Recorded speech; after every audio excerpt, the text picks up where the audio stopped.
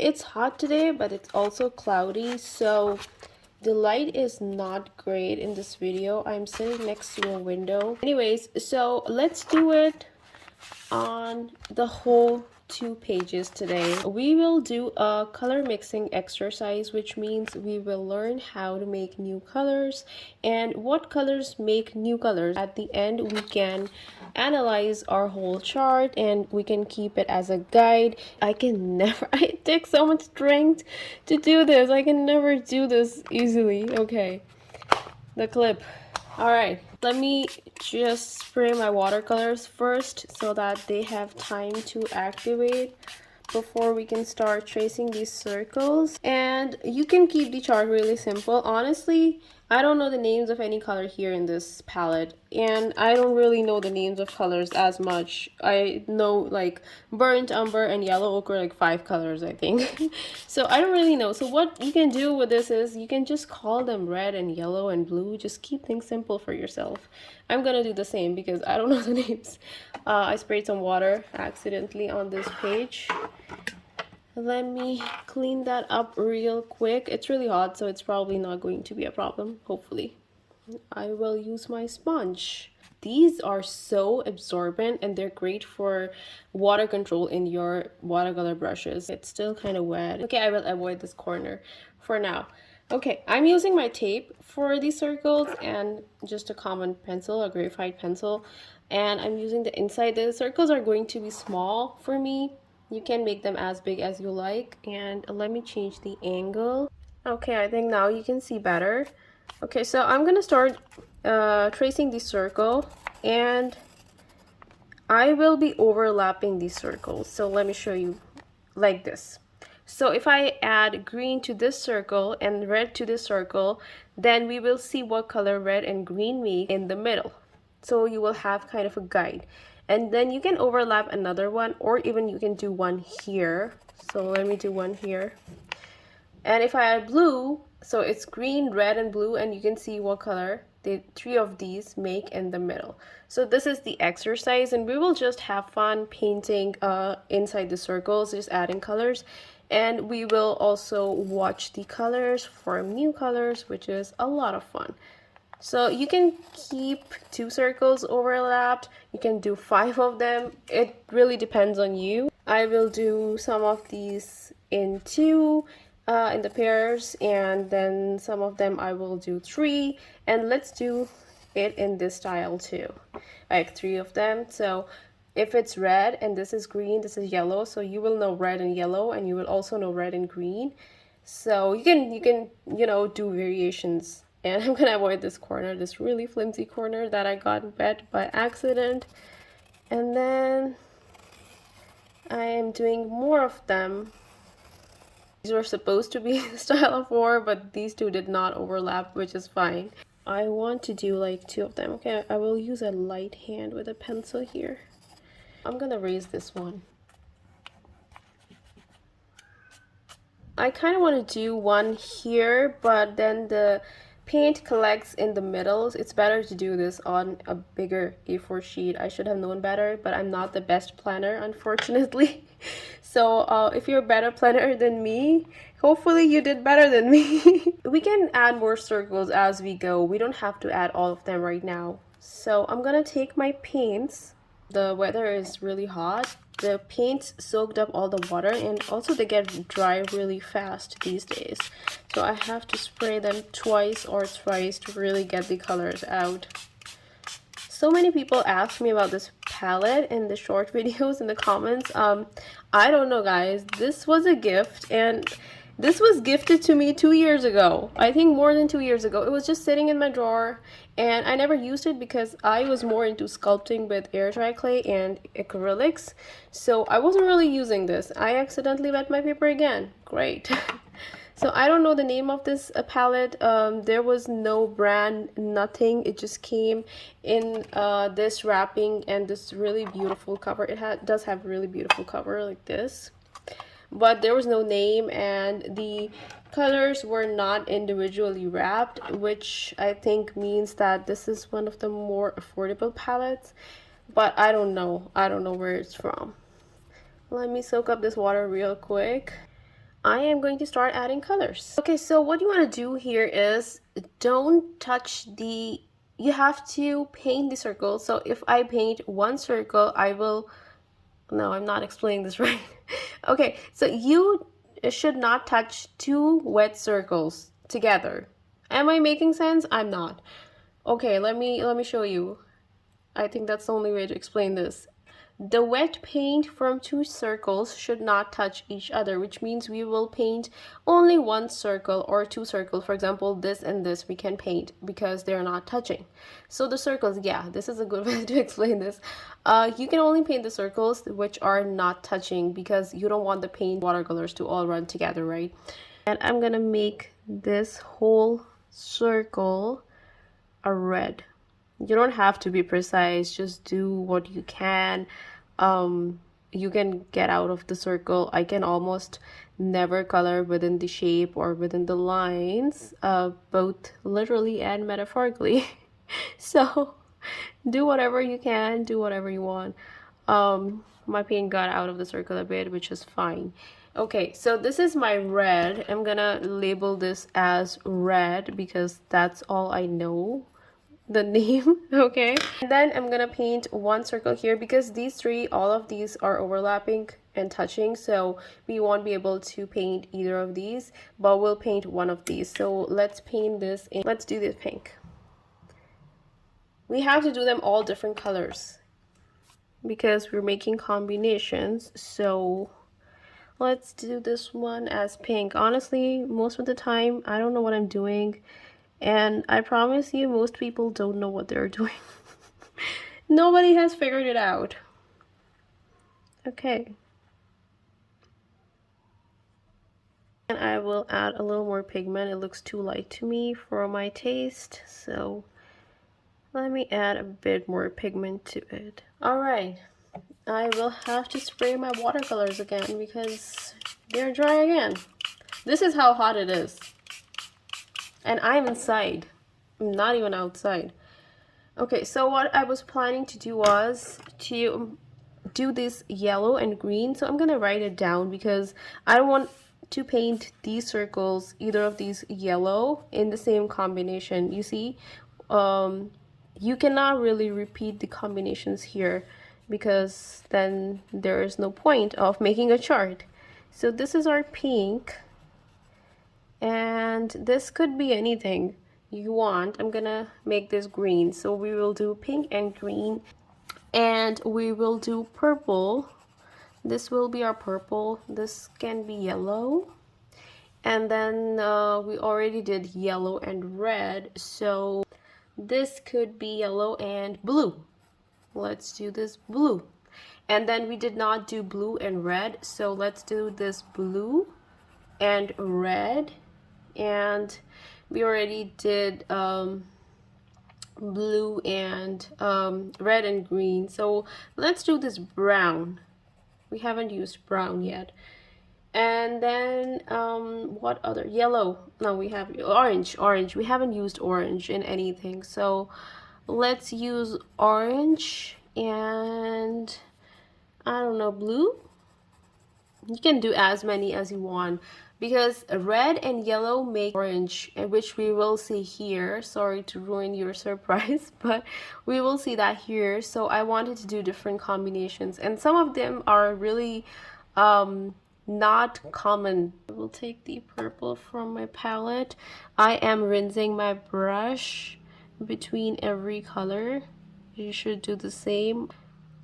Otherwise, your colors will get muddy and you won't get the combinations that you are trying to get. Okay, so this is purple, and watercolors get lighter after they dry, so I like to add a little more pigment to all the colors so that we can really see what they make.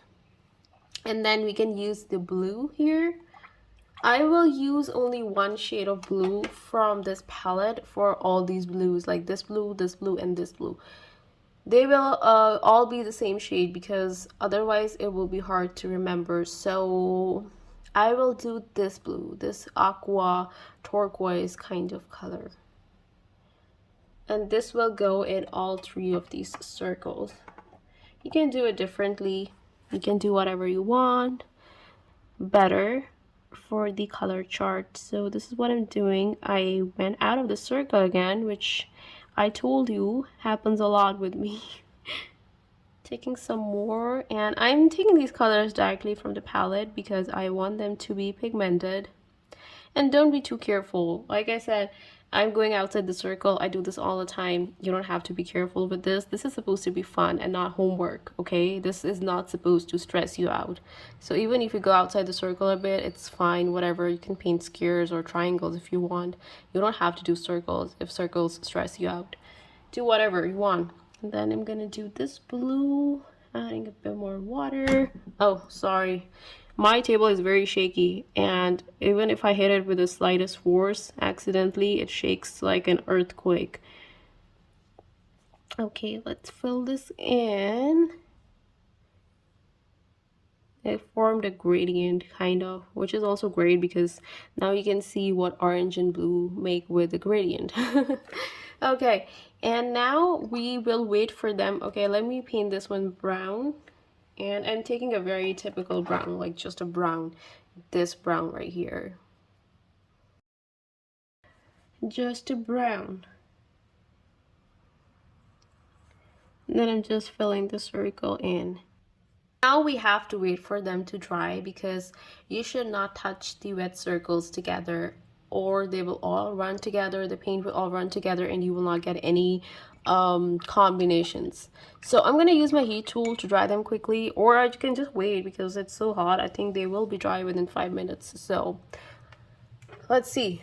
Okay, so the circles are all dry. I'm gonna start with this one because then we have to wait for it again to do either of these colors. So between that time we can do the rest, and when that dries we can come back to it. So I'm gonna do a yellow now, and I will fill in this circle with yellow, and we're gonna get the surprise when the colors mix. Not mix, like overlap. Yeah. I love when this happens. And this is our orange color. Okay, don't let it get into yellow like I did. But here is the new color. We got an orange here in the middle. And I'm gonna leave it alone and go to green. For the green, I'm using a lighter green. Okay, we have only one green, two greens. So both of these greens will have this really light green color.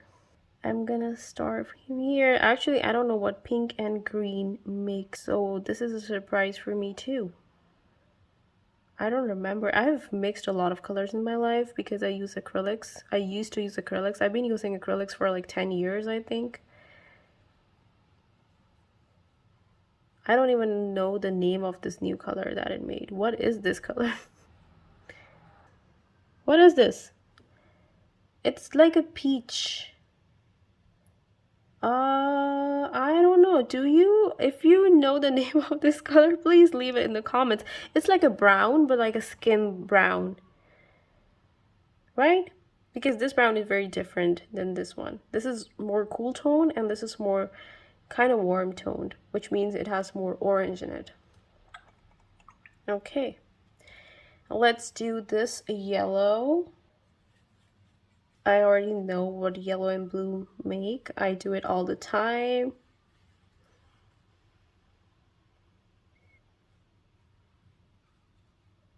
The green color. So proud of myself to know these, some of them.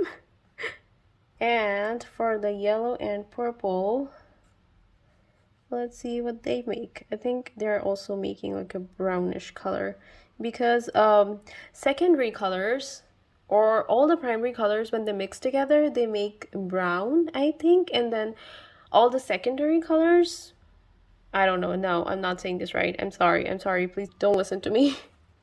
Okay, let's do orange here and see what this makes. This is also a shade of brown. We're making a lot of browns here.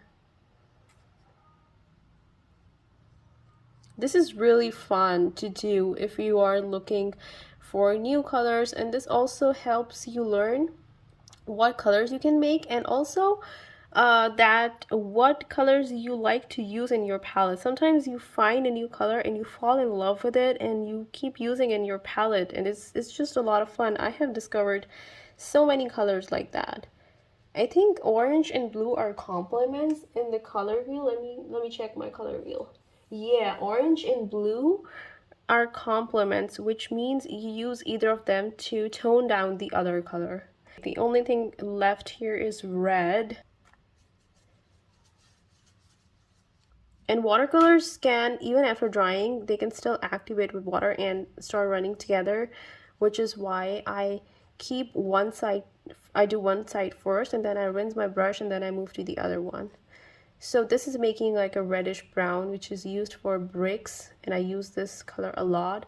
And then let me rinse my brush, come back, and then do this side. Oh no, I added too much water. Let me clean this up a bit. But I think you can already tell what color this is making. This is making a beautiful violet color, like a purple, and I make this color all the time too. I love it. Yeah, okay, so this is already dry. We can go back to this and use the green now.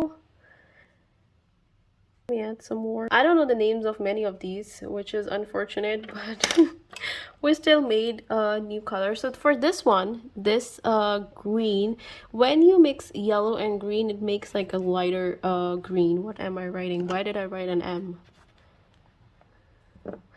The heat's gone to my head. The weather is too hot. Lighter green. And then this one is kind of orange brown. I don't know what to call these. Okay, I'm gonna take this clip off because this really bothers me. It helps me a lot, but it also bothers me at the same time. See this, how this creates this indent in the page? I hate that. I really hate that. Okay, and this one is like an orange, kind of. I don't know, kind of.